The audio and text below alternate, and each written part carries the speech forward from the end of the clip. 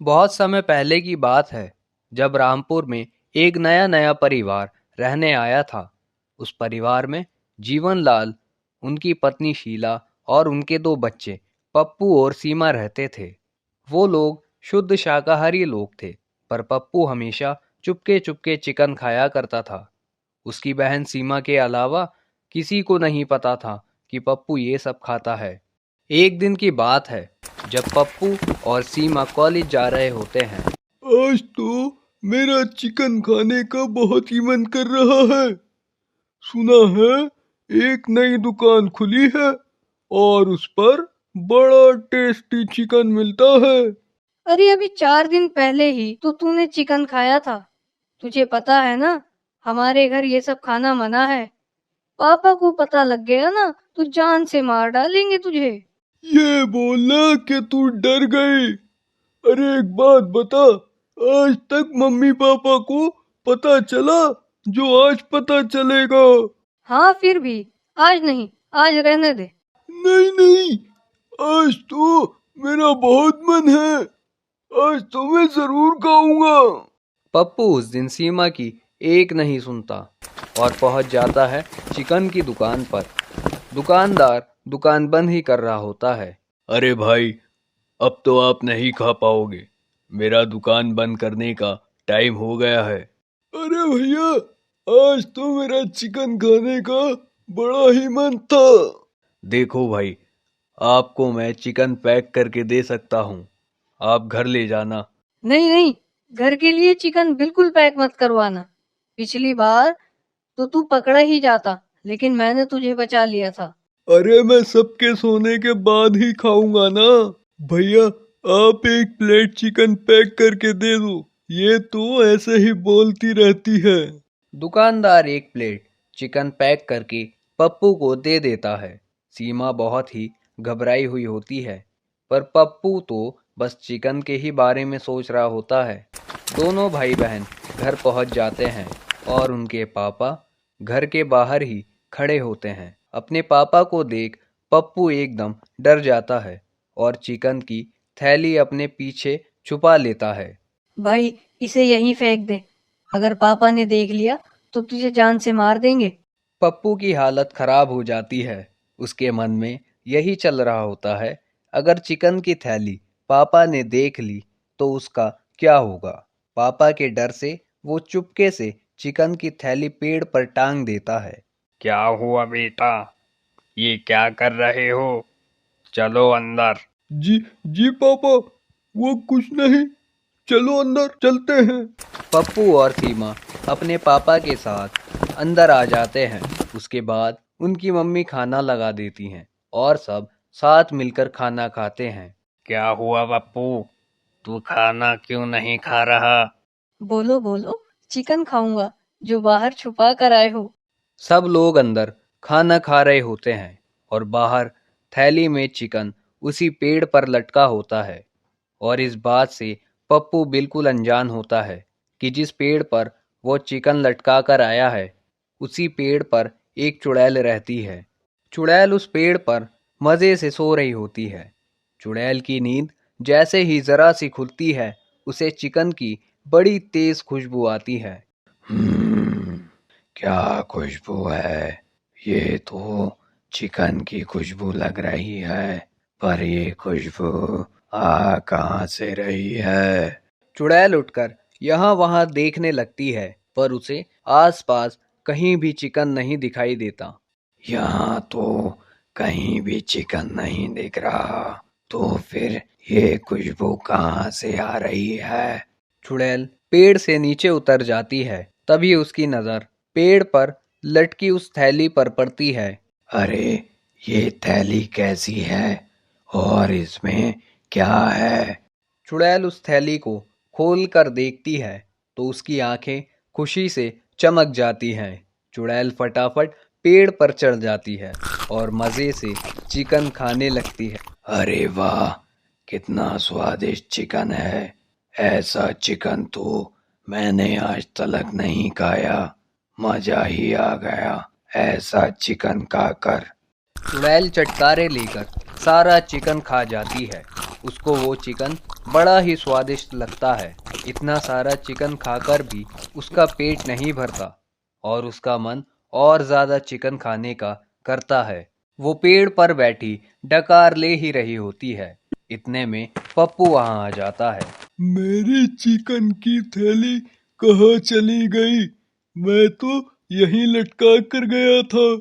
अच्छा, तो वो चिकन इस लड़के का था। इसको तो पता भी नहीं है कि इसका सारा चिकन महक आ गई। आखिर यहाँ से थैली गायब कैसे हो सकती है? खैर, जो भी है, पापा की वजह से मैं आज चिकन नहीं खा पाया। अच्छा, ये बात है। पप्पू उदास होकर वहां से चला जाता है। उस रात तो पप्पू को भूखा ही सोना पड़ता है, पर चुड़ैल बड़ी खुश होती है। उसे तो उस चिकन का स्वाद मुंह लग जाता है। अब हर दिन चुड़ैल पप्पू का आने का इंतजार करती है कि वो चिकन की थैली वहां छोड़ कर जाएगा। जाने कितनी बार चुड़ैल पप्पू की चिकन की थैली गायब कर जाती है, फिर काफी दिनों तक ऐसा नहीं हो पाता। चुड़ैल इस बात से बड़ी ही गुस्से में आ जाती है। मुझे चिकन खाना है। इस लड़के के भरोसे तो मुझे लगता है मैं ऐसे ही रह जाऊंगी। अब मुझे पता ही लगाना होगा कि ये लड़का चिकन कहाँ से लेकर आता है। अब मुझे खुद ही जाकर ढूंढना पड़ेगा। एक दिन चुड़ैल पप्पू के पीछे लग जाती है और उस चिकन की दुकान पर पहुंच जाती है। जब दुकानदार दुकान बंद करके चला जाता है तो चुड़ैल दुकान में घुस जाती है। वहां इतना सारा चिकन बचा देखकर चुड़ैल की जीभ लपलपाने लगती है। अरे वाह, इतना सारा चिकन! लगता है आज मेरा पेट भरेगा। समझ ही नहीं आ रहा कि कहाँ से खाना शुरू करूं। एक काम करती हूँ, ये बिरयानी खाती हूँ पहले। चुड़ैल सबसे पहले बिरयानी खाती है और फिर उसके बाद तंदूरी चिकन खाने लगती है। इतना सारा खाना खाने के बाद भी चुड़ैल का पेट नहीं भरता और वो सारा का सारा चिकन एकदम साफ कर देती है। चिकन खाने के बाद वो अपने पेड़ पर जाकर सो जाती है। अब अगले दिन जब दुकानदार दुकान खोलता है तो सारा का सारा चिकन गायब देखकर बड़ा ही हैरान होता है। वो अपने नौकरों पर बहुत गुस्सा करता है। फिर उसके बाद उसे याद आता है कि सबसे आखिर में दुकान बंद करके वही जाता है। तब तो दुकान में सारा बचा हुआ चिकन रखा था। दुकानदार को ये उसका वहम लगता है, पर अब ऐसा रोज होने लगता है। दुकानदार को इसके पीछे की वजह समझ ही नहीं आती, पर अब वो रात को बचा हुआ चिकन छोड़ना ही बंद कर देता है। वो अपने साथ घर ले जाया करता है। एक दिन उसी दुकान पर पप्पू चिकन खाने आता है। दुकानदार पप्पू के लिए चिकन पैक कर देता है और उसे पकड़ा देता है। पप्पू हमेशा की तरह चिकन को छिपाकर घर ले आता है और अपने कमरे में टेबल पर रख देता है। अब पीपल का पेड़ पप्पू के कमरे की खिड़की से ज्यादा दूर तो नहीं होता और चिकन की खुशबू भी वहां तक पहुंच ही जाती है। अरे, चिकन की वही खुशबू! लगता है वही लड़का चिकन लेकर आया है। चलो, अच्छा हुआ आजकल वो दुकान वाला चिकन ही नहीं छोड़ता दुकान में। इतने दिन से मैं कैसे चिकन के लिए तड़प रही थी।